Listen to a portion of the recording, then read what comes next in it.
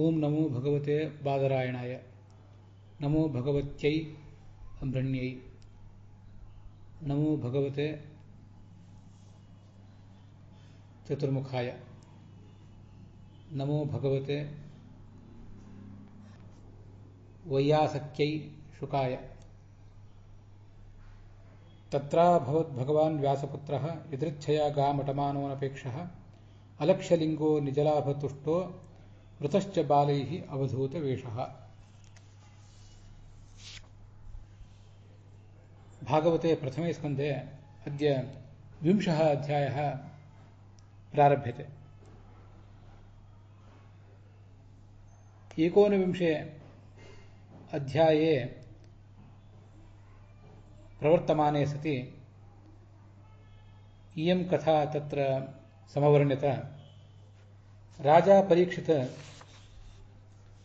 ಅಮರ್ತ್ಯನದ್ಯಾಂ ಪ್ರಾಯಮುಪವಿವೇಶ. ತತ್ರ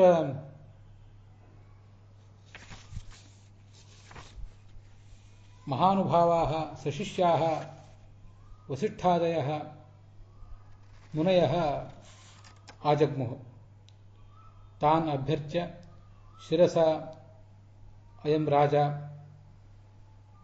ತಾನ್ ಪ್ರಣಮ್ಯ ತೇಷು ಸುಖೇಪವಿಷ್ಟೇಷು ಸ್ವಚಿಕೀರ್ಷಿತಂ ತಾನ್ ವಿಜ್ಞಾಪಯಾಮಾಸ.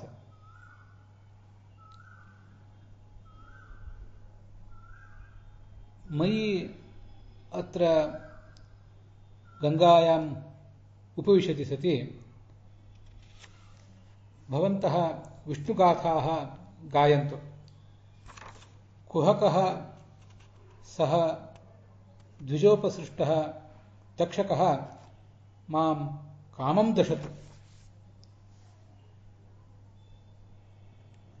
ಯಾಂ ಯಾಂ ತನುಂ ಯದ್ಯಜ್ಜನ್ಮ ಅಹಂ ಪ್ರಾಪ್ನೋಮಿ ತತ್ರ ಸರ್ವತ್ರ ದ್ವಿಜೇಷು ಮೈತ್ರಿ ಅಸ್ತು ಇತಿ ವ್ಯವಸಾಯ ಗಂಗಾಯಾಃ ತೀರೆ ಸಹ ಉಪವಿವೇಶ. ದೇವಾಃ ಪ್ರಸೂನೈಃ ತಂ ವ್ಯಕಿರನ್. ಮುನಯೋಪಿ ತಂ ಪ್ರಶಂಸುಃ.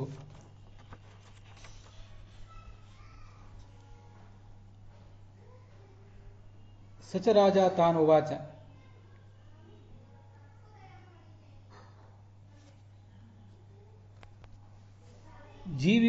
ಜೀವಿನಾಂ ಇತಿಕೃತ್ಯತಾಯಾಂ ಮ್ರಿಯಮಾಣಾನಾಂ ವಿಶೇಷತಃ ಇತಿಕೃತ್ಯತಾಯಾಂ ಭವಂತಃ ಸರ್ವೇಪಿ ಅಭಿಮೃಶಂತು ಅಭಿಮೃಶ್ಯ ಚ ಮಾಂ ಉಪದಿಶಂತು ಇತಿ. ತಸ್ಮಿನ್ನೇವ ಕಾಲೇ ಸ್ವೇಚ್ಛಯಾ ಭೂಮಿಂ ಅಟಮಾನಃ ವಿರಕ್ತಃ ವರ್ಣಾಶ್ರಮಾಚಾರ ಲಿಂಗರಹಿತಃ ಬಾಲೈಃ ಸಂವೃತಃ ಅವಧೂತವೇಷಃ ಭಗವಾನ್ ವ್ಯಾಸಪುತ್ರಃ ತತ್ರ ಆಜಗಾಮ ಇತಿ ಇಯಂ ಕಥಾ ಅಸ್ಮಿನ್ 10ನೇ ಅಧ್ಯಾಯೇ ಪ್ರವರ್ತತೆ. ರಾಜಾ ಪರೀಕ್ಷಿತ ಗಂಗಾ ನದಿಯ ದಕ್ಷಿಣ ತೀರದಲ್ಲಿ ಇದ್ದಂಥ ಏಕಸ್ತಂಭದ ಒಂದು ಅರಮನೆಯಲ್ಲಿ ತಾನು ಕೂತ್ಕೊಂಡಿದ್ದ. ಅಲ್ಲೇ ಎಲ್ಲ ಋಷಿಗಳು ಬಂದರು. ಅವರಿಗೆ ಇವನು ಪ್ರಾರ್ಥನೆ ಮಾಡಿದ್ದ, ತಾವಿಲ್ಲಿ ಭಗವಂತನ ಕೀರ್ತನೆಯನ್ನು ಮಾಡಬೇಕು, ನಾನು ಕೂಡ ಭಗವಂತನನ್ನು ಧ್ಯಾನ ಮಾಡ್ತಾ ಕೂತ್ಕೋತೇನೆ,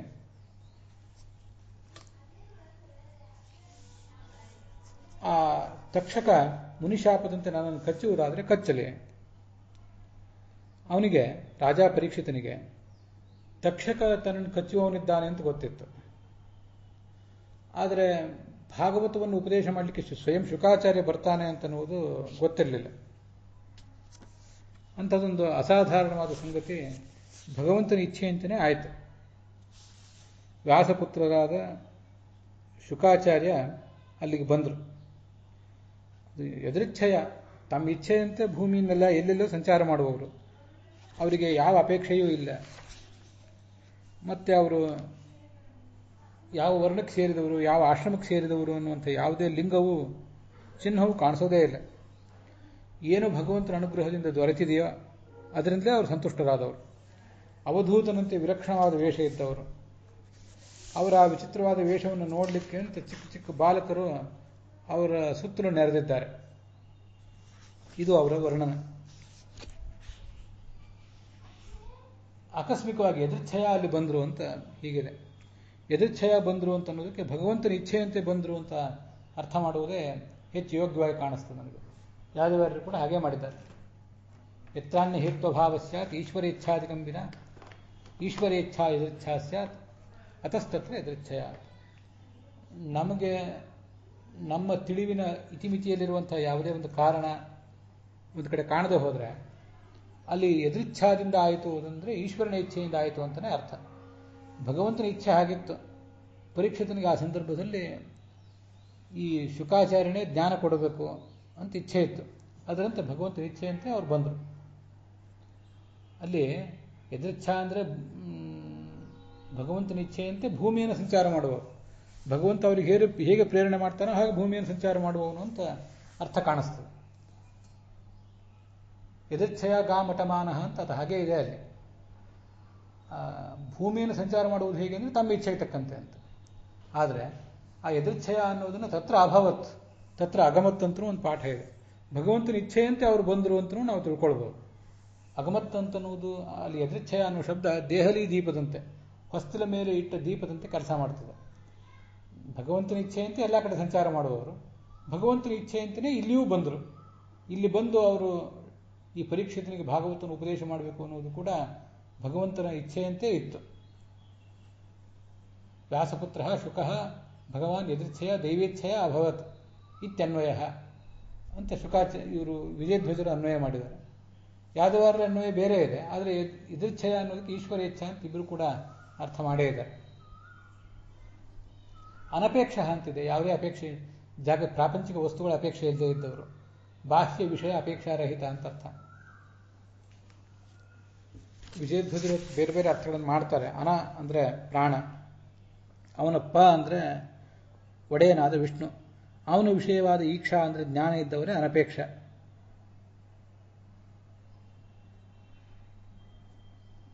ಹೀಗೆ ಅರ್ಥ ಮಾಡಿದ್ದಾರೆ. ಭಗವಂತನ ದರ್ಶನದಲ್ಲೇ ಯಾವತ್ತೂ ಕೂಡ ಆಸಕ್ತರಾಗಿದ್ದವರು. ಆದ್ದರಿಂದ ಅವರಿಗೆ ಮತ್ತೇನು ಕೂಡ ಬೇಕಾಗುವುದೂ ಇಲ್ಲ. ಈಗ ಒಂದೆರಡು ಅರ್ಥ ಮಾಡಿದ್ದಾರೆ, ಅದನ್ನು ಕೂಡ ತಿಳ್ಕೊಳ್ಬಹುದು. ಅವಧೂತ ವೇಷ, ಅವಧೂತರು ಅಂದರೆ ದಿಗಂಬರರಾದ ಯೋಗಿಗಳು, ಅವರಂತೆ ವೇಷ ಇದ್ದವರು ಅಂತ ಒಂದರ್ಥ. ಇನ್ನೊಂದು ವೇಷ ಅಂದರೆ ಅಲಂಕಾರ ಅಂತ ಅರ್ಥ. ಆ ಅಲಂಕಾರವನ್ನೆಲ್ಲ ಕಿತ್ತೊಗೆದವನು, ಯಾವುದೇ ಸೌಂದರ್ಯಕ್ಕಾಗಿ ಬೇರೆ ಅಲಂಕಾರವನ್ನು ಮಾಡಿಕೊಳ್ಳುವಂಥವರಲ್ಲ ಅಂತ ಅದರ ತಾತ್ಪರ್ಯ ಆಗ್ತದೆ. ಮುಂದೆ ತಮ್ಮ ಜ್ಯೇಷ್ಠ ವರ್ಷಂ ಸುಕುಮಾರ ವೇಷಂ ಅಂತ ಹೀಗೆಲ್ಲ ಕೆಲವು ಶ್ಲೋಕಗಳಿವೆಲ್ಲ. ಈ ನಾವು ಭಾಗವತದಲ್ಲಿ ನೋಡುವಂಥ 1, 2, 3, 4, 5 ಹಾಗೂ 6 ಶ್ಲೋಕಗಳು. ಇವು 6 ಶ್ಲೋಕಗಳು ಕೂಡ ಭಾಗವತ ಸಾರೋದ್ಧಾರದಲ್ಲಿ 33, 34, 35, 36, 37, 38 ಇಷ್ಟು ಶ್ಲೋಕದ ರೂಪದಲ್ಲಿ ವಿಷ್ಣು ತೀರ್ಥರು ಅದನ್ನು ಶುಕಾಗಮನ ಪ್ರಕರಣದಲ್ಲಿ ಹೆಣೆದಿದ್ದಾರೆ. ಅದನ್ನು ಕೂಡ ನಾವು ನೋಡಬೇಕು. ಅದಕ್ಕೆ ಏನು ಅರ್ಥ ಹೇಗೆ ಅಂತ ಒಂದೊಂದಾಗೆ ನೋಡಬೇಕು.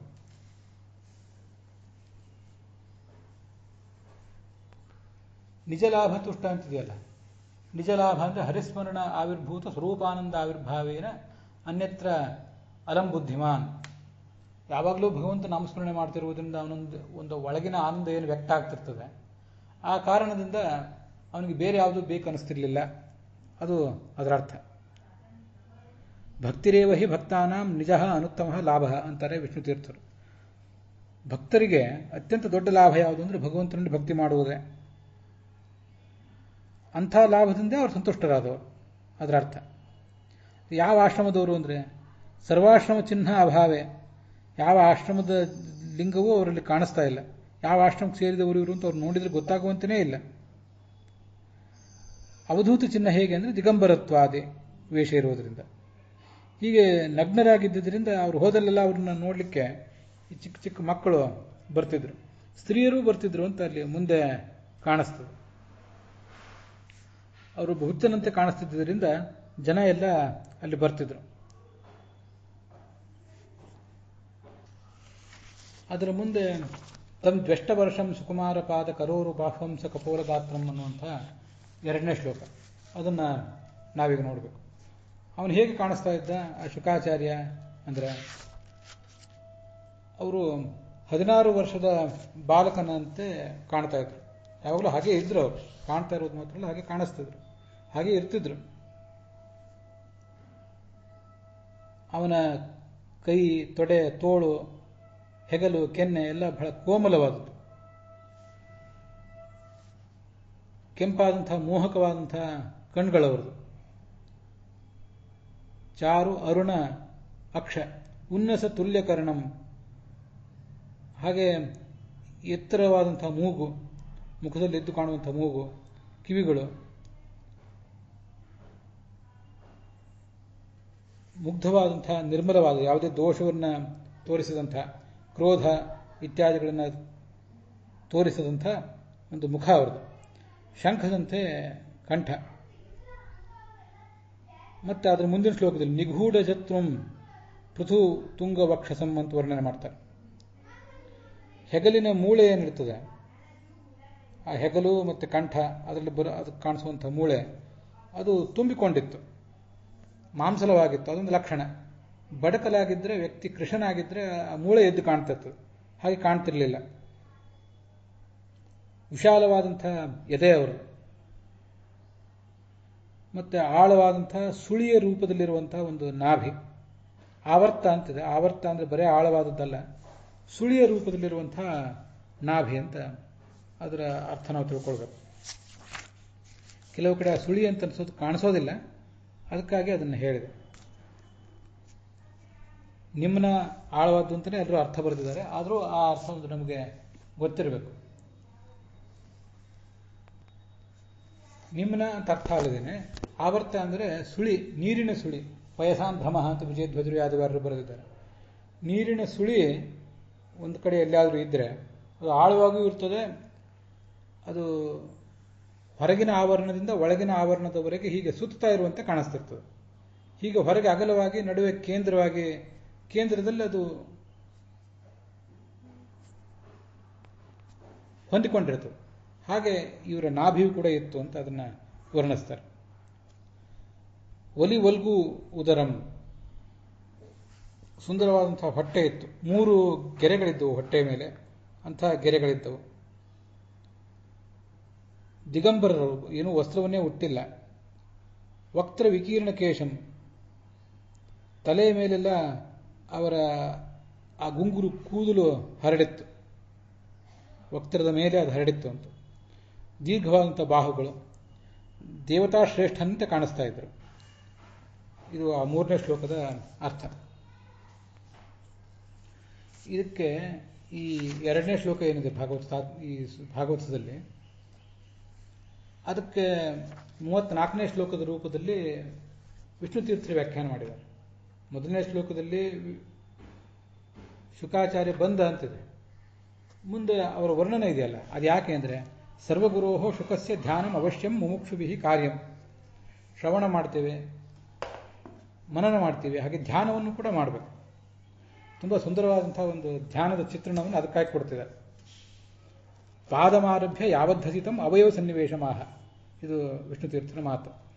ಆ ಪರಶಿವನ ಪಾರ್ವತೀ ರಮಣನ ಅವತಾರಭೂತನಾದ ವ್ಯಾಸಪುತ್ರನಾದ ಶುಕಾಚಾರ್ಯನ ರೂಪದ ವರ್ಣನೆ ಇದು. ಪಾದದಿಂದ ಆರಂಭಿಸಿ ತಲೆಯವರೆಗೂ ಕೂಡ, ಅವನ ಮುಗುಳ್ನಗೆಯವರೆಗೂ ಕೂಡ ಅದನ್ನು ಧ್ಯಾನ ಮಾಡಬೇಕು. ನಾವು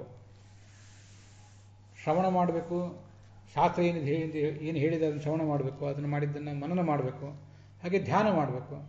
ಶಾಸ್ತ್ರೋಕ್ತವಾದ ಭಗವಂತನ ರೂಪವನ್ನು, ಲಕ್ಷ್ಮೀದೇವಿಯ ರೂಪವನ್ನು, ಪ್ರಾಣನ ಚತುರ್ಮುಖ ಬ್ರಹ್ಮನ ರೂಪವನ್ನು, ಹಾಗೆ ರುದ್ರ ಸರ್ವಗುರು ಅವನು. ಮುಮುಕ್ಷವೋ ಬ್ರಹ್ಮಣಶ್ಚ ಶಿವಾದಿಂದ್ರಾದಿಭಿಸ್ತತ ಅಂತ ಭಾಗವತ ತಾತ್ಪರ್ಯದಲ್ಲ ಮುಂದೆ ಬರೋದಿದೆ. ಸಮಸ್ತ ಜನರಿಗೂ ಅವನು ಗುರು ಆದ್ದರಿಂದ ಅವನ ಧ್ಯಾನವನ್ನು ಅವಶ್ಯವಾಗಿ ನಾವೆಲ್ಲರೂ ಮಾಡಬೇಕು. ಧ್ಯೇಯ ಪಂಚಮಕೋ ರುದ್ರ ಅಂಥೇಳಿ ಶಿವಪಂಚಾಕ್ಷರಿ ಮಂತ್ರದ ಜಪ ನಾವೆಲ್ಲ ಮಾಡ್ತೀವಿ, ಅಲ್ಲಿಯೂ ಕೂಡ ವರ್ಣನೆ ಬಂದಿದೆ. ಧ್ಯೇಯ ಪಂಚಮಕೋ ರುದ್ರ ಸ್ಫಟಿಕಾಮಲ ಕಾಂತಿಮಾನ್, ಸ್ಫಟಿಕದಂತೆ ಕಾಂತಿ ಉಳ್ಳವನು. ವಿದ್ಯುತ್ ಶುಭ್ರ ಅಸಿತ ರಜ ಶ್ಯಾಮಾನ್ಯಸ್ಯ ಮುಖಾನಿತ್ತು, 5 ಮುಖಗಳಿವೆ. ತಲೆಯ ಮೇಲೆ ಚಂದ್ರನ ಕಲೆಯೊಂದಿದೆ. ಪ್ರಿಯಾಯುಕ್ ನಾಗಭೂಷಣ, ಪಾರ್ವತಿ ಜೊತೆ ಕೂತಿದ್ದಾನೆ, ನಾಗಭೂಷಣನಾಗಿದ್ದಾನೆ ಅಂತ ಬಂದಿದೆ. ಇಷ್ಟನ್ನೆಲ್ಲ ನಾವು ಪರಶಿವನ ಧ್ಯಾನದಲ್ಲಿ ನೋಡ್ತೇವೆ. ಶುಕಾಚಾರ್ಯಂದು ಕೂಡ ಧ್ಯಾನ ಮಾಡಬೇಕು. ಭಾಗವತವನ್ನು ನಾವು ಶ್ರವಣ ಮಾಡಿದ್ದಾದಮೇಲೆ ಅದನ್ನು ಮನನ ಮಾಡುವಾಗ ಭಾಗವತದಲ್ಲಿ ಬಂದಂತಹ ಭಗವಂತನ ರೂಪಗಳ ವರ್ಣನೆ ಇತ್ಯಾದಿಗಳನ್ನು ಧ್ಯಾನ ಮಾಡುವಂತೆ ಶುಕಾಚಾರ್ಯನ ಧ್ಯಾನವನ್ನು ಕೂಡ ಮಾಡಬೇಕು. ಧ್ಯಾನವನ್ನು ಮಾಡಲಿಕ್ಕೆ ಬೇಕಾದಂಥ ವರ್ಣನೆ ಇಲ್ಲಿ ಮಾಡಿದ್ದಾರೆ ಅಂತ.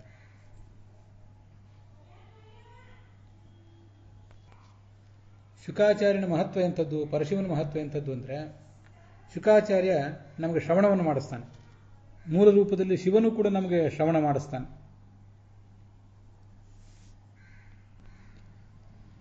ಶ್ರವಣ ಮಾಡಿದ್ದನ್ನು ಮುಂದೆ ನಾವು ಮನನ ಮಾಡಬೇಕಲ್ಲ, ಆ ಮನನ ಮಾಡಲಿಕ್ಕೆ ಬೇಕಾದ ಮನಸ್ಸಿನ ಒಂದು ವಿಭಾಗದ ಅಧಿಪತಿ ಅವನು, ಅದರ ನಿಯಾಮಕ ಅವನು. ವ್ಯಾಖ್ಯಾನ ಮಾಡಲಿಕ್ಕೆ ಬೇಕಾದ ಮನಸ್ಸಿನ ದೇವತೆ ಶೇಷ, ಮನನ ಮಾಡಲಿಕ್ಕೆ ಬೇಕಾದ ಮನಸ್ಸಿನ ದೇವತೆ ಈ ಶಿವ, ಧ್ಯಾನ ಮಾಡಲಿಕ್ಕೆ ಬೇಕಾದ ಮನಸ್ಸಿನ ದೇವತೆ ಗರುಡ ಅಂತ ಉಪನಿಷತ್ ಪ್ರಸ್ಥಾನದಲ್ಲಿ ಆಚಾರ್ಯ ಹೇಳ್ತಾರೆ. ಇಲ್ಲಿ ನಾವು ಶುಕಾಚಾರ್ಯನನ್ನು ಧ್ಯಾನ ಮಾಡುವಾಗ ಅವನು ಸಮಸ್ತ ಪ್ರಪಂಚಕ್ಕೂ ಕೂಡ ಧ್ಯಾನ ಈ ಭಾಗವತವನ್ನು ಕೊಟ್ಟದ್ದನ್ನು ನಾವು ಚಿಂತನೆ ಮಾಡಬೇಕು. ಆ ಸಂದರ್ಭದಲ್ಲಿ ನಮಗೂ ಅವನು ಉಪದೇಶ ಮಾಡ್ತಿದ್ದಾನೆ ಅಂತನ್ನುವುದನ್ನು ಚಿಂತನೆ ಮಾಡಬೇಕು. ಯಸ್ವಾನುಭಾವಮಖಿಲ ಶ್ರುತಿಸಾರಮೇಕಂ ಅಧ್ಯಾತ್ಮದೀಪಮತಿತೀರ್ಷತಾಂ ತಮೋಂಧಂ ಸಂಸಾರಿಣಾಂ ಕರುಣಯಾ ಪುರಾಣಗುಹ್ಯಂ ತಮ್ಮ ವ್ಯಾಸಸೂನುಮುಪಯಾಮಿ ಗುರುಂ ಮುನೀನಾಂ ಅಂತ ಹಿಂದೆ ಬಂದಿದೆ.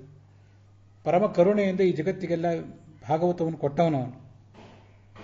ಹೀಗೆ ಶ್ರವಣ ಮಾಡಿಸಿದ್ದಾನೆ, ಮನನ ಮಾಡಿಸಬೇಕಾದ ಮನಸ್ಸಿನ ದೇವತೆಯೋ ಅವನು ಹೌದು. ಅವನ ಧ್ಯಾನವನ್ನು ಕೂಡ ನಾವೀಗ ಮಾಡಬೇಕು ಅಂತ ತುಂಬ ಸುಂದರವಾದ ರೂಪವನ್ನು ಇಲ್ಲಿ ವರ್ಣನೆ ಮಾಡ್ತಾರೆ.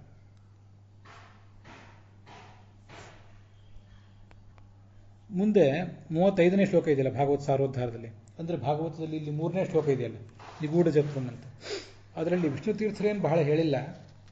ಆದರೆ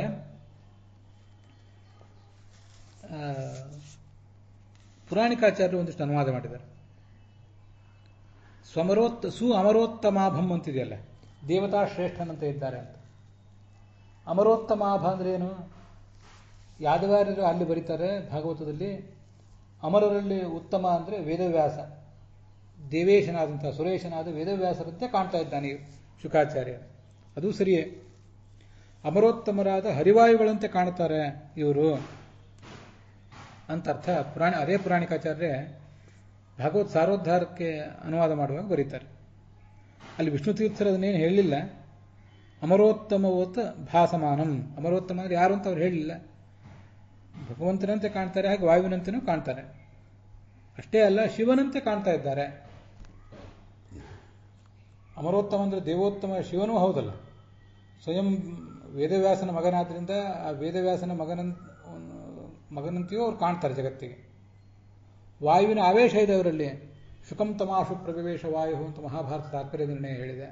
ಆದ್ದರಿಂದ ಆ ವಾಯುವಿನ ಆವೇಶ ಇರುವುದರಿಂದ ವಾಯುವಿನಂತೆ ಕಾಣ್ತಿದ್ದಾರೆ. ಸ್ವಯಂ ಶಿವನ ಅವತಾರಭೂತನಾದ್ದರಿಂದ ಶಿವನಂತೆಯೂ ಕಾಣ್ತಿದ್ದಾರೆ. ಇದನ್ನೆಲ್ಲ ತಿಳಿಸಲಿಕ್ಕೋಸ್ಕರ ಅಮರೋತ್ತಮ ಅಂತ ಶಬ್ದ ಪ್ರಯೋಗ ಮಾಡಿದ್ದಾರೆ. ಅಮರೋತ್ತಮ ಅಂದರೆ ಭಗವಂತ ಹೌದು, ಮುಖ್ಯ ಪ್ರಾಣ ಹೌದು, ಹಾಗೆ ಶಿವನೂ ಹೌದು. ನಾವು ಅದನ್ನೆಲ್ಲ ತಿಳ್ಕೊಳ್ಬೇಕು. ಯಾಕೆ ಇದನ್ನೆಲ್ಲ ಆಲೋಚನೆ ಮಾಡಬೇಕು ಅಂದರೆ ಪುರಾಣಿಕಾಚಾರ್ಯರು ಹೇಳ್ತಾರೆ, ಸಮ್ಯಕ್ ಲಕ್ಷಣ ಸಂಪನ್ನ ಯದ್ದತ್ಯಾತ್ ಸುಪ್ರಸನ್ನಧೀಹಿ ಶಿಷ್ಯಾಯ ಸತ್ಯಂ ಭವತಿ ತತ್ಸರ್ವಂ ನಾತ್ರ ಸಂಶಯ ಅಂತಿದು ಆಚಾರ್ಯರು ಭಾಗವತ ತಾತ್ಪರ್ಯ ಅಥವಾ ಮತ್ತೊಂದು ಕಡೆ ಎಲ್ಲೋ ಮಹಾಭಾರತ ತಾತ್ಪರ್ಯ ನಿರ್ಣಯವೋ ಎಲ್ಲೋ ಒಂದು ಕಡೆ ಹೇಳಿದ್ದಾರೆ. ಈ ಗುರುವಾದವನು ಶಿಷ್ಯನಿಗೇನು ಜ್ಞಾನೋಪದೇಶ ಮಾಡ್ತಾನಲ್ಲ, ಆ ಜ್ಞಾನೋಪದೇಶ ಮಾಡಿದ್ದು ಶಿಷ್ಯನಿಗೆ ಫಲಿಸಬೇಕಾದ್ರೆ ಗುರು ಹೇಗೆ ಕೊಟ್ಟಿರಬೇಕು? ಅವನು ಸುಪ್ರಸನ್ನಧೀಹಿ, ಪ್ರಸನ್ನವಾದ ಮನಸ್ಸಿನಿಂದ ಅವನು ಕೊಟ್ಟಿರಬೇಕು. ಅವನ ಮನಸ್ಸು ಪ್ರಸನ್ನವಾಗಿರಬೇಕು. ಅವನ ಮನಸ್ಸಿನ ಆ ಪ್ರಸನ್ನತೆ ಬಂದಿರ್ತದೆ ಎಲ್ಲಿಂದ ಅಂದರೆ ಅವನ ಜ್ಞಾನದಿಂದ ಬಂದಿರ್ತದೆ. ಆ ಪರಮಶ್ರೇಷ್ಠವಾದ ಮಹಾಜ್ಞಾನಕ್ಕೂ ಆ ದೈಹಿಕ ಲಕ್ಷಣಗಳಿಗೂ ಹಾಗೊಂದು ನಿಕಟವಾದ ಸಂಬಂಧ ಇರ್ತದೆ. ಎಲ್ಲಿ ಅತ್ಯಂತ ಶ್ರೇಷ್ಠವಾದ ಗುಣಗಳಿರ್ತಾವೋ ಅಲ್ಲಿ ಅತ್ಯಂತ ಶ್ರೇಷ್ಠವಾದಂಥ ಜ್ಞಾನವೂ ಇರ್ತದೆ. ಅದನ್ನು ನಾವು ತಿಳ್ಕೊಳ್ಬೇಕಾಗ್ತದೆ. ಇಂಥ ಎಲ್ಲ ಲಕ್ಷಣಗಳಿಂದಲೂ ಕೂಡಿದ ಗುರು ಪ್ರಸನ್ನ ಮನಸ್ಸಿನಿಂದ ಶಿಷ್ಯನಿಗೆ ಏನು ಕೊಡ್ತಾನೋ ಅದು ಶಿಷ್ಯನಿಗೆ ಫಲಿಸ್ತದೆ, ಇಲ್ಲದೆ ಹೋದರೆ ಫಲಿಸುವುದಿಲ್ಲ ಅಂತ ಅದರ ತಾತ್ಪರ್ಯ. ಮಹಾಭಾರತ ತಾತ್ಪರ್ಯ ನಿರ್ಣಯದ ಮಾತು. 96 ಅಂಗುಲ ಪರಿಮಾಣ ಉಳ್ಳವನು ಅಂತ ಋಜುಗುಣಸ್ಥನಾದ ಗುರುವಿನ ವರ್ಣನೆ ಮಾಡ್ತಾರೆ. ಅಷ್ಟಲ್ಲದೆ ಹೋದರೂ ಅವನಿಗಿಂತ ಲಕ್ಷಣಹೀನ, ಕಡಿಮೆ ಲಕ್ಷಣಗಳಿದ್ದರೂ ತೊಂದರೆ ಇಲ್ಲ, ಅಂಥವರು ಕೂಡ ಗುರುಗಳಾಗ್ತಾರೆ. ಅನ್ಯೇಪಿ ಸ್ವಾತ್ಮನೋ ಮುಖ್ಯ ಕ್ರಮಾತ್ ಗುರವಯೇವತೆ ತಸ್ಮಾತ್ ಬ್ರಹ್ಮ ಗುರುರ್ಮುಖ್ಯ ಸರ್ವೇಷಾಮೇವ ಸರ್ವದಾ. ಗುರು ಅಂದರೆ ಯಾರು? ತನಗೆ ಸಂಶಯ ಇರಬಾರ್ದು, ಇನ್ನೊಬ್ಬರ ಸಂಶಯವನ್ನು ಪರಿಹಾರ ಮಾಡುವವನನ್ನು ಗುರು ಅಂತ ಹೇಳಬೇಕು. ಎಲ್ಲರಿಗೂ ಚತುರ್ಮುಖ ಬ್ರಹ್ಮ ದೊಡ್ಡ ಗುರು. ಆದರೆ ಅವನನ್ನು ಬಿಟ್ಟರೆ ಉಳಿದವರು ಕೂಡ, ಗರುಡಶೇಷ ರುದ್ರರು ಕೂಡ ನಮಗಿಂತ ಮುಖ್ಯರಾದವರು ಕ್ರಮವಾಗಿ ನಮ್ಮ ಗುರುಗಳು ಅಂತಲೇ ಅನಿಸ್ಕೋತಾರೆ. ಅಂಥ ಗುರು ಇವನು. ಅದಕ್ಕಾಗಿ ಆಪಾದ ಮೌಲ್ಯ ಪರ್ಯಂತಂ ಗುರುನಾಮಾಕೃತಿಂ ಸ್ಮರೇತ್ ಅಂತನೂ ಹೇಳಿದಂತೆ, ಪಾದದಿಂದ ಆರಂಭಿಸಿ ಮೌಲಿಯವರೆಗೆ ಗುರುವನ್ನು ಸ್ಮರಣೆ ಮಾಡಬೇಕಂತ ನಾವು. ಅದಕ್ಕಾಗಿ ಹರಿವಾಯುಗಳಿಗೆ 32 ಲಕ್ಷಣ ಇರ್ತವೆ, ರುದ್ರದೇವರಿಗೆ 28, ಇಂದ್ರಾದಿಗಳಿಗೆ 24ರಿಂದ ಕೆಳಗೆ ಬಂದು 16 ತನಕ ಲಕ್ಷಣಗಳಿರ್ತವೆ. ಇಂದ್ರಾದಿಗಳಿಗಿಂತ ಹೆಚ್ಚು, ಆದರೆ ಹರಿವಾಯುಗಳಿಗಿಂತ ಕಡಿಮೆ ಗುಣ ಇದ್ದವನು ಈ ಶಿವ. ಕಾಂತ್ಯ ವಿಶ್ವ ವಿಮೋಹನಂ ಪಶುಪತಂ ಮೃತ್ಯುಂಜಯಂ ಭಾವಯೇತ್ ಅಂತ ಆ ರುದ್ರನ ವರ್ಣನೆ ಕೇಳಿ ಬರ್ತದೆ ಬೇರೆ ಬೇರೆ ಕಡೆ.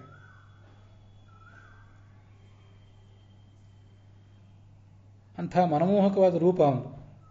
ಅದನ್ನು ನಾವಿಲ್ಲಿ ಧ್ಯಾನಿಸಬೇಕು ಅನ್ನೋ ದೃಷ್ಟಿಯಿಂದ ಭಾಗವತ ವರ್ಣನೆ ಮಾಡಿದೆ ಅಂತ. ಶ್ಯಾಮಂ ಸದಾಪೀಚ್ಯ ವಯೋಂಗಲಕ್ಷ್ಮಿ ಅಂತ ಮುಂದೆ 36ನೇ ಶ್ಲೋಕ. ನೀಲವರ್ಣದ ಮೈಕಾಂತಿ. ಮತ್ತೆ ಬಾಲ್ಯ ದಾಟಿದೆ, ಪೂರ್ಣ ಯೌವನವೂ ಕಾಲಿಟ್ಟಿಲ್ಲ, ಅಂಥದೊಂದು ನಡುವಿನ ವಯಸ್ಸು, ಅದು ಅಪೀಚ್ಯ ಅಥವಾ ಅವೀಚ್ಯ. ಲೋಕಮೋಹಕವಾದ ಮಂದಹಾಸ ಇರೋದರಿಂದ ಎಲ್ಲರಿಗೂ, ಸ್ತ್ರೀಯರಿಗೂ ಕೂಡ ತುಂಬ ಇಷ್ಟ ಆಗುವಂಥ ರೂಪ ಅವರು. ಗೂಢವರ್ಚಸ, ತಮ್ಮ ಮಹಾಜ್ಞಾನವನ್ನು ಎಂದೂ ಅವರು ತೋರಿಸ್ಕೊಳ್ಳುವವರೇ ಅಲ್ಲ, ಅವಧೂತ ವೇಷದಿಂದ ಅದನ್ನು ಮರೆಮಾಚಿಕೊಂಡಿದ್ದರು. ಆದರೆ ಯಾರು ಶುಕಾಚಾರ್ಯರು, ಅವ್ರ ಮಹತ್ವ ಎಂಥದ್ದು ಅಂತನ್ನೋದನ್ನು ಬಲ್ಲಂಥ ಋಷಿಗಳು ಪ್ರತ್ಯುತ್ಥಿತಾ ಮುನಯಶ್ಚ ಆಸನೇಭ್ಯ, ಅವರೆಲ್ಲ ಎದ್ದು ನಿಂತು ಅವರನ್ನು, ಆ ಶುಕಾಚಾರ್ಯನನ್ನು ಸ್ವಾಗತಿಸಿದರು. ಅಲ್ಲಿ ಭಾಗವತ ತಾತ್ಪರ್ಯ ಇದೆ. ಏನದು? ಈ ಆಪೀಚ್ಯ ವಯಸ್ಸು ಅಂದ್ರೆ ಏನು ಅಂತ ವರ್ಣನೆ ಮಾಡ್ತಾರೆ. ಕೈಶೋರ ಯೌವನಾಭ್ಯಂತಹ ಕಾಲ ಆವೀಚ್ಯ ಮುಚ್ಚತೆ. ಆವೀಚ್ಯ ಅಥವಾ ಆಪೀಚ್ಯ.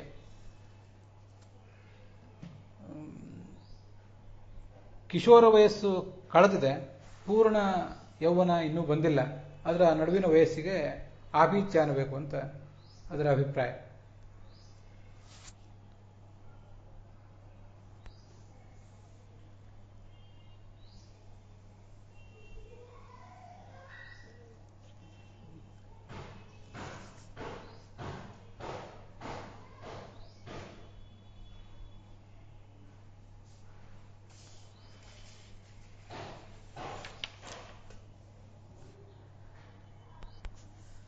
ಆಪೀಚ್ಯ ಅಂದರೆ ಅನುತ್ತಮ, ಶ್ರೇಷ್ಠವಾದದ್ದು ಅಂತ ಶ್ರೀಧರರ ವ್ಯಾಖ್ಯಾನ. ಭಾಗವತ ತಾತ್ಪರ್ಯದ ವ್ಯಾಖ್ಯಾನ ಬೇರೆ ಇದೆ, ಅದನ್ನು ಕೂಡ ನಾನೀಗ ಹೇಳಿದ್ದೇನೆ. ಆಪೀಚ್ಯ ಅಂದರೆ ಕಮನೀಯವಾದದ್ದು, ತುಂಬ ಸುಂದರವಾದದ್ದು ಅಂತ ಅರ್ಥ ವೀರರಾಘವರ ಪ್ರಕಾರ. ಇದು ಇಲ್ಲಿ ನಾವು ನೋಡ್ತಿರುವಂಥ ಭಾಗವತ ತಾತ್ಪರ್ಯ ಕಿಶೋರ ವಯಸ್ಸು, 13-14ನೇ ವಯಸ್ಸು ಇತ್ಯಾದಿಗಳು ಏನು ಕಿಶೋರ ವಯಸ್ಸು ಅಂತ ಕರೆಸ್ಕೊತದೆ, ಅದನ್ನು ದಾಟಿ ಮುಂದುವರೆದಿದ್ದಾನೆ. ಆದರೆ ಯೌವನವು ಇನ್ನೂ ಬಂದಿಲ್ಲ, 20 ಇತ್ಯಾದಿ ವಯಸ್ಸು ಬಂದಿಲ್ಲ, ಅದರ ನಡುವಿನ ಕಾಲ ಅಂತ ಹೇಳ್ತಾರೆ. ವಯಸ್ಸೆಷ್ಟು, ನಿರ್ದಿಷ್ಟವಾಗಿ ವಯಸ್ಸೆಷ್ಟು? 16 ಅಂತ ಇಲ್ಲೆಲ್ಲ ಬರೆದಿದ್ದಾರಲ್ಲ, ಅದು ಯಾಕೆ 16 ಅಂತ ಬರೆದಿದ್ದಾರೆ? ಅನುವಾದ ಮಾಡುವವರ ತಾತ್ಪರ್ಯ ಏನು? ಉಳಿದವರೆಲ್ಲ ಆಪೀಚ್ಯ ಅಂದರೆ ಮನೋಹರವಾದ್ದು ಅಂತ ಅರ್ಥ ಬರೆದಿದ್ದಾರಲ್ಲ, ಇಲ್ಲಿ ನಮ್ಮವರು ಅನುವಾದ ಮಾಡಲಿಕ್ಕೆ 16 ಅಂತ ಅನುವಾದ ಮಾಡಲಿಕ್ಕೆ ಕಾರಣ ಏನು ಅಂತ ಅನ್ನೋದನ್ನು ಗಮನಿಸಬೇಕು. ಮುಂದೆ ಭಾಗವತ ತಾತ್ಪರ್ಯದಲ್ಲೇ 4ನೇ ಸ್ಕಂದದ 24ನೇ ಅಧ್ಯಾಯದ 45ನೇ ಶ್ಲೋಕದಲ್ಲಿ ಪ್ರಾಪ್ತ ಷೋಡಶ ವರ್ಷಸ್ಸನ್ನು ಆಪೀಚ್ಯ ಇತಿ ಕಥ್ಯತೆ ಅಂತ ಬಂದಿದೆ. ಆದ್ದರಿಂದ ನಿರ್ದಿಷ್ಟವಾಗಿ ಆಪೀಚ್ಯ ಅಂದರೆ 16ನೇ ವರ್ಷವನ್ನು ಸಮೀಪಿಸಿದವನು ಅಂತ ಅರ್ಥ ಆಗ್ತದೆ. ಅದನ್ನು ನಾವಿಲ್ಲಿ ತಿಳ್ಕೊಳ್ಬೇಕು. ಮುಂದೆ ಸವಿಷ್ಣುರಾತಃ ಅತಿಥಯೇ ಆಗತಾಯ ಅಂತ ಶ್ಲೋಕ. ಈ ವಿಷ್ಣುರಾತ ಪರೀಕ್ಷಿತ ಅಂತ ಇಲ್ಲಿ ಅವನ ಹೆಸರು ಕೊಟ್ಟಿದ್ದಾರೆ. ನಾವು ಅದನ್ನು ಹಿಂದೆ ನೋಡಿದ್ದೀವಿ. ಬ್ರಹ್ಮರಾತ ಅಂತ ಕರೆಸ್ಕೊಂಡಿರುವ ಅತಿಥಿ ಆ ಶುಕಾಚಾರ್ಯನಿಗೆ ತಲೆ ಬಗ್ಗಿಸಿ ಪೂಜೆಯನ್ನು ಅವನಿಗೆ ಮಾಡಬೇಕಾದ ಸತ್ಕಾರವನ್ನೆಲ್ಲ ಮಾಡಿದ. ಅಲ್ಲಿ ಬಂದಿದ್ರಲ್ಲ ಆ ಶುಕಾಚಾರ್ಯನನ್ನು ನೋಡಿ ಮೋಜಿಗಾಗಿ ಬಂದಂತಹ ಸ್ತ್ರೀಯರು, ಬಾಲಕರು ಅವರೆಲ್ಲ ಹೊರಟೋದ್ರು. ಅಥವಾ ಅಲ್ಲಿದ್ದ ದ್ವಾರಪಾಲಕರನ್ನೆಲ್ಲ ಓಡಿಸಿಬಿಟ್ರು. ಒಂದು ಉತ್ತಮ ಆಸನದಲ್ಲಿ ಕೂಡಿಸಿ ಅವರನ್ನು ಪೂಜಿಸಿದ. ಅತಿಥಿ ಅಂದರೆ ನಿರ್ದಿಷ್ಟವಾಗಿ ಒಂದು ದಿನ ಇರೋದಿಲ್ಲ ಅವರಿಗೆ. ಇಂಥ ದಿವಸವೇ ಬರಬೇಕು ಅನ್ನುವಂಥ ನಿರ್ಣಯ ಅವರಿಗೂ ಇರೋದಿಲ್ಲ. ಅವರು ಹಾಗೆ ಇಂಥದ್ದು ನಿರ್ದಿಷ್ಟ ದಿವಸವೇ ಬರ್ತಾರೆ ಅಂತ ಆ ಮನೆಯ ಯಜಮಾನರಿಗೂ ಗೊತ್ತಿರೋದಿಲ್ಲ. ಆದ್ದರಿಂದ ಅವರನ್ನು ಅತಿಥಿ ಅಂತಾರೆ. ಅತಿಥಿ ಅನ್ನೋ ಶಬ್ದಕ್ಕೆ ಮತ್ತೊಂದು ಅರ್ಥ ಹೇಳ್ತಾರೆ. ಆತ ಸಾತತ್ಯಗ ಮನೆ, ಸತತವಾಗಿ ಸಂಚಾರ ಮಾಡ್ತಾನೆ ಇರ್ತಾನೆ, ಮುಂದೆ ಹೋಗ್ತಾನೆ ಇರ್ತಾನೆ. ಇದು ಮತ್ತೊಂದು ಅರ್ಥ. ಎಲ್ಲೂ ನಿಲ್ಲೋದಿಲ್ಲ, ಮುಂದೆ ಹೋಗ್ತಿರ್ತಾನೆ. ಇಲ್ಲಿ ಮಾತ್ರ ಈ ಪರೀಕ್ಷಿತನಿಗೋಸ್ಕರ ಅವನು 7 ದಿವಸ ನಿಂತ, ಅವನಿಗೆ ತತ್ವವನ್ನು ಉಪದೇಶಿಸಿದ. ಉಳಿದ ಮುನಿಗಳಿಗೆಲ್ಲರಿಗೂ ಸತ್ಕಾರ ಆಗಿತ್ತು, ಯಾಕಂದ್ರೆ ಅವರು ಮೊದಲೇ ಬಂದಿದ್ರು. ಈತ ಆಮೇಲೆ ಬಂದಿದ್ದಾದ್ರಿಂದ ಅವರ ಜೊತೆಗೆ ಇವನಿಗೆ ಸತ್ಕಾರ ಆಗಿರಲಿಲ್ಲ. ಆಮೇಲೆ ಪ್ರತ್ಯೇಕವಾಗಿಯೇ ಈತನಿಗೆ ಸತ್ಕಾರ ಆಯಿತು. ತುಂಬ ಸ್ವಾರಸ್ಯವಾದ ಸಂಗತಿ, ನಾನು ಈ ಹಿಂದೆ ಗಮನಿಸಿರಲಿಲ್ಲ. ಇಲ್ಲಿ ಶುಕಾಚಾರ್ಯ ಮುಂದೆ ಕೂತ್ಕೊಂಡು ಭಾಗವತ ಹೇಳುವವನಿದ್ದಾನೆ. ಇವನು ತಂದೆಯಾದಂತಹ ಭಗವಾನ್ ವೇದವ್ಯಾಸ, ದ್ವೈಪಾಯನೋ ಭಗವಾನ್, ಅವರು ಕೂಡ ಇಲ್ಲಿ ಬಂದಿದ್ದಾರೆ. ಅವರು ಮೊದಲೇ ಬಂದಿದ್ದಾರೆ. ವಸಿಷ್ಠ ಮೊದಲಾದ ಋಷಿಗಳು ಮೊದಲೇ ಬಂದಿದ್ದಾರಲ್ಲ, ಅವ್ರ ಜೊತೆ ಈ ವೇದವ್ಯಾಸರು ಕೂಡ ಬಂದಿದ್ದಾರೆ. ನಾರದರು ಬಂದಿದ್ದಾರೆ. ಜಗತ್ತಿಗೆಲ್ಲ ತತ್ವೋಪದೇಶ ಮಾಡುವ ಜಗತ್ತಿನ ಗುರುವಾದ ಮೂಲಭೂತ ಗುರು ಅನ್ಸ್ಕೊಂಡಿರುವಂತಹ ದ್ವೈಪಾಯನ ಅಲ್ಲಿ ಬಂದಿದ್ದಾರೆ. ನಾರದರು ಕೂಡ ಇದ್ದಾರೆ. ಅವರೆಲ್ಲರ ಎದುರಿಗೆ, ತಂದೆಯ ಎದುರಿಗೆ ಈ ಶುಕಾಚಾರ್ಯನ ಪ್ರವಚನ, ಭಾಗವತ ಪ್ರವಚನ ರಾಜನ ಕುರಿತು ನಡೆಯೋದಿದೆ. ತುಂಬ ಅದ್ಭುತವಾದ ಸಂಗತಿ ಅದು. ತಂದೆ ಅಲ್ಲಿ ಇದ್ದಾನೆ ಅನ್ನೋದನ್ನು ನಾವು ಗಮನಿಸಿರುವುದಿಲ್ಲ. ಎಲ್ಲ ಋಷಿಗಳು ಇದ್ದಾರೆ ಅಂತ ಗೊತ್ತಿರ್ತದೆ, ಆದರೆ ತಂದೆಯ ಹೆಸರು ಅಲ್ಲಿ ಬಂದದ್ದನ್ನು ನಾವು ಮರೆತಿರ್ತೇವೆ. ಅದಕ್ಕಾಗಿ ಮತ್ತೆ ನಾನು ನೆನಪು ಮಾಡಿಕೊಂಡೆ, ತಂದೆಯೂ ಅಲ್ಲಿ ಬಂದಿದ್ನಾ ಮೊದಲೇ ಅನ್ನೋದನ್ನು ನೆನಪು ಮಾಡಿಕೊಂಡೆ. ತಂದೆ ಅಲ್ಲಿ ಬಂದಿದ್ದ ಅಂತ ಸ್ಪಷ್ಟವಾಗೇ ಇದೆ. ಎಲ್ಲ ಮಹನೀಯರಾದ ಋಷಿಗಳ ನಡುವೆ ಶುಕಾಚಾರ್ಯ ಕೂತ್ಕೊಂಡಿದ್ನಲ್ಲ, ಅದಲ್ಲಿ ಹೇಗೆ ಕಾಣಿಸ್ತಾ ಇತ್ತು ಅಂದರೆ, ಗ್ರಹಗಳು, ನಕ್ಷತ್ರಗಳು, ಅವುಗಳ ನಡುವೆ ಬೆಳಗುವ ಚಂದ್ರನಂತೆ ಈ ಶುಕಾಚಾರ್ಯ ಕಾಣಿಸ್ತಿದ್ರು. ಇಂದು ಅಂತ ಯಾರಿದ್ರಲ್ಲಿ? ಬ್ರಹ್ಮರ್ಷಿಗಳಿದ್ರು, ರಾಜರ್ಷಿಗಳಿದ್ರು, ದೇವರ್ಷಿಗಳಿದ್ರು, ಸ್ವಯಂ ಅವರ ತಂದೆಯಾದಂತಹ ವೇದವ್ಯಾಸನೇ ಇದ್ರು. ಅಂಥ ಅದ್ಭುತವಾದ ಒಂದು ಸಭಾ ಅದು. ಅಲ್ಲಿ ಚಂದ್ರನಂತೆ ಕಂಗೊಳಿಸ್ತಾ ಇದ್ದ ಈ ಶುಕಾಚಾರ್ಯ. ಈ 6ನೇ ಶ್ಲೋಕವನ್ನು ಭಾಗವತ್ ಸಾರೋದ್ಧಾರದಲ್ಲಿ ತಗೊಂಡಿಲ್ಲ. ಮುಂದಿನ 7ನೇ ಶ್ಲೋಕವನ್ನು, ಪ್ರಶಾಂತ ಮಾಸೀನ ಮಕುಂಠ ಮೇಧಸಂ ಅನ್ನೋ ಶ್ಲೋಕವನ್ನು ಭಾಗವತ್ ಸಾರೋದ್ಧಾರದಲ್ಲಿ 38ನೇ ಶ್ಲೋಕದ ರೂಪದಲ್ಲಿ ತಗೊಂಡಿದ್ದಾರೆ. ರಾಜ ಆ ಶುಕಾಚಾರ್ಯನಿಗೆ ನಮಸ್ಕಾರ ಮಾಡಿದ. ಅವರು ಪ್ರಶಾಂತವಾದ ಸ್ವರೂಪ ಇದ್ದವರು. ಅವರ ಆ ಜ್ಞಾನಕ್ಕೆ ಒಂದು ಸೀಮಾನೇ ಇಲ್ಲ. ರಾಜ ಅವರಿಗೆ ತಲೆಬಾಗಿದ, ಕೈ ಮುಗಿದ, ಏಕಾಗ್ರ ಮನಸ್ಸಿನಿಂದ ಒಂದು ಪವಿತ್ರವಾದ ಮಾತು, ಅವನ ಪವಿತ್ರವಾದ ವಿಷಯವನ್ನೇ ಕೇಳಲಿಕ್ಕೆ ಅಪೇಕ್ಷೆ ಪಟ್ಟಿದ್ದ. ಹಾಗಾಗಿ ಅವನ ಮಾತು ಕೂಡ ಪವಿತ್ರವಾಗಿತ್ತು. ಆ ಮಾತಿನ ಮೂಲಕ ಅವರನ್ನು ಹೀಗೆ ಸಂಬೋಧಿಸಿ ಮಾತನಾಡಿದ. ಅಲ್ಲಿಗೆ 7ನೇ ಶ್ಲೋಕ ಸಮಾಪ್ತವಾಗಿದೆ. ಮುಂದಿನ 8ನೇ ಶ್ಲೋಕದಲ್ಲಿ ಆ ರಾಜ ವಿಷ್ಣುರಾತ ಶುಕಾಚಾರ್ಯ ಬ್ರಹ್ಮರಾತ್ರನ ಕುರಿತು ಏನು ಮಾತಾಡಿಸಿದ ಅಂತ ಅನ್ನೋದನ್ನು ನಾವು ನೋಡೋಣ. ಅಲ್ಲಿಗೆ ಈ ಭಾಗ ಸಮಾಪ್ತವಾಗಿದೆ. ಈ ಶ್ಲೋಕವನ್ನು ಸಮಾಪ್ತ ಮಾಡುವುದಕ್ಕಿಂತ ಮುಂಚೆ ಆ 38ನೇ ಶ್ಲೋಕಕ್ಕೆ ಭಾಗವತ್ ಸಾರೋದ್ಧಾರದಲ್ಲಿ ವಿಷ್ಣು ತೀರ್ಥರು ಏನು ಹೇಳಿದ್ದಾರೆ ಅಂತ ಅನ್ನೋದನ್ನು ನೋಡಬೇಕಾಗಿತ್ತು, ಅದನ್ನು ಮರೆತೆ. ವಿಷ್ಣು ತೀರ್ಥರು ಆ ಶ್ಲೋಕಗಳನ್ನು ಅಲ್ಲಿ ಹಾಕಿದ್ದಾರೆ. ಮುಂದೆ ಅಹೋ ಅದ್ಯ ವಯಂ ಬ್ರಹ್ಮನ್ ಸಂಸೇವ್ಯಾ ಕ್ಷತ್ರಬಂಧವ ಅಂತ 8ನೇ ಶ್ಲೋಕದಿಂದ ಆರಂಭಿಸಿ ಭಾಗವತದಲ್ಲಿ ಏನಿದೆ ಅದನ್ನು ಒಂದು 2-3 ಶ್ಲೋಕಗಳನ್ನು ವಿಷ್ಣು ತೀರ್ಥರು ತಮ್ಮ ವ್ಯಾಖ್ಯಾನದಲ್ಲಿ ಹಾಕಿದ್ದಾರೆ. ಆದ್ದರಿಂದ ಆ ವ್ಯಾಖ್ಯಾನದಲ್ಲಿ ವಿಷ್ಣು ತೀರ್ಥರು ತಮ್ಮ ವ್ಯಾಖ್ಯಾನದಲ್ಲಿ ಹಾಕಿದ್ದಾರೆ. ಅದಕ್ಕೆ ಪುರಾಣಿಕಾಚಾರ್ಯರು ಕನ್ನಡದ ಅನುವಾದ ಮಾಡಿದ್ದಾರೆ. ಅದನ್ನೆಲ್ಲ ನಾವು ಈಗೇನು ನೋಡಬೇಕಾದ್ದಿಲ್ಲ. ಮುಂದೆ ಭಾಗವತದಲ್ಲೇ ನಾವು ವಿಸ್ತೃತವಾಗಿ ಅದನ್ನು ನೋಡೋರಿದ್ದೇವಾದ್ದರಿಂದ ಇದೇ 1ನೇ ಸ್ಕಂದದ 20ನೇ ಅಧ್ಯಾಯದ 8ನೇ ಶ್ಲೋಕದಿಂದ ಆರಂಭಿಸಿ 16ನೇ ಶ್ಲೋಕದವರೆಗೆ ಆ ಎಲ್ಲ ಭಾಗವು ಕೂಡ ವಿಸ್ತೃತವಾಗಿ ನಮ್ಮ ಶ್ರವಣಕ್ಕೆ ವಿಷಯ ಆಗೇ ಆಗ್ತದೆ.